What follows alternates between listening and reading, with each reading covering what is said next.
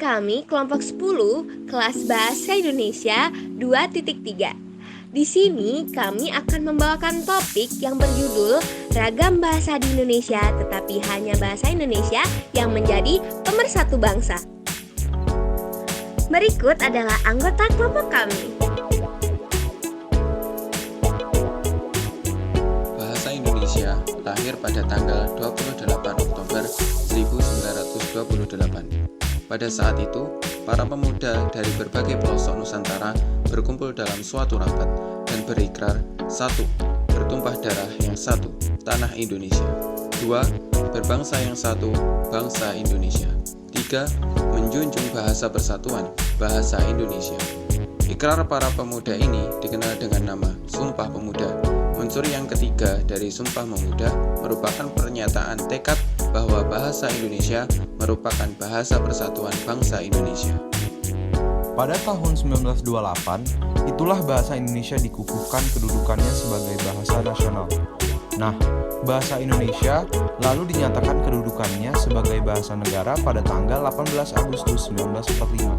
Karena pada saat itu, Undang-Undang Dasar 1945 disahkan sebagai Undang-Undang Dasar Negara Republik Indonesia.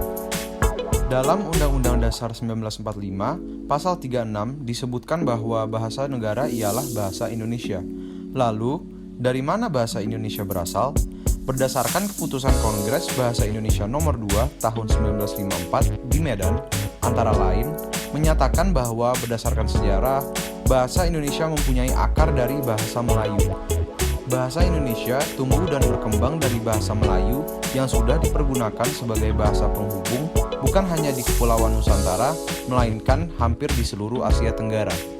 Pada Proklamasi Kemerdekaan Republik Indonesia, 17 Agustus 1945 telah mengukuhkan kedudukan dan fungsi bahasa Indonesia secara konstitusional sebagai bahasa negara. Bahasa Indonesia pun dipakai oleh berbagai lapisan masyarakat Indonesia, baik di tingkat pusat maupun daerah. Meskipun bahasa dari daerah masing-masing masih dipakai, namun untuk mempersatukan bangsa, masyarakat Indonesia antar suku menggunakan bahasa Indonesia untuk percakapan sehari-hari. Suku-suku di Indonesia memiliki bahasa masing-masing yang khas.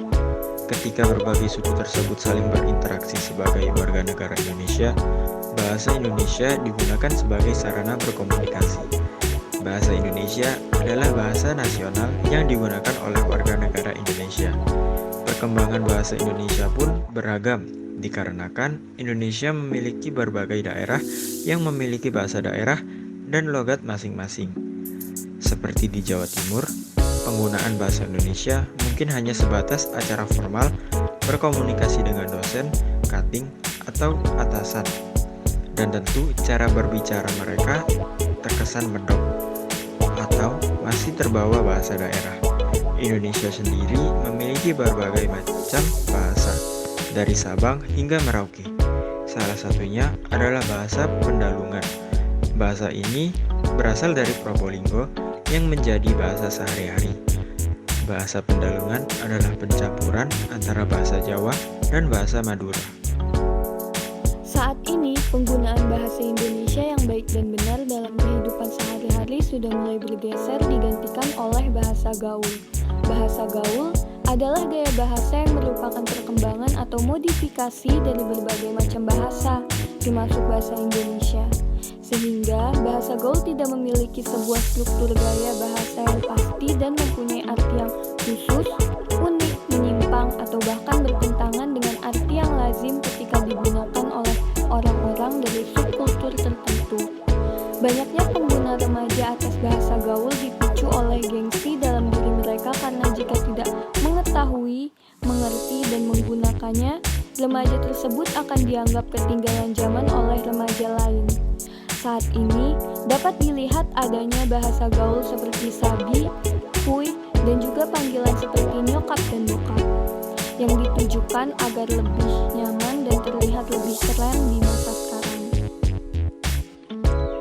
Keenam, eksistensi bahasa Indonesia sebagai bahasa nasional dalam era globalisasi perlu diperhatikan, karena banyak anak muda yang lebih bangga menguasai bahasa asing daripada bahasa mereka sendiri. Oleh karena itu, kita harus menghadapi jati diri bahasa Indonesia.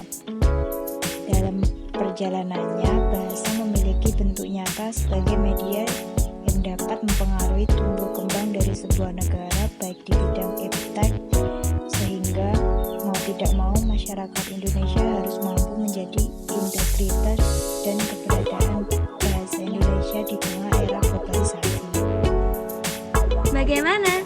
Topiknya seru kan? Semoga bisa menambah pengetahuan dan wawasan. Sekian yang bisa kelompok kami sampaikan.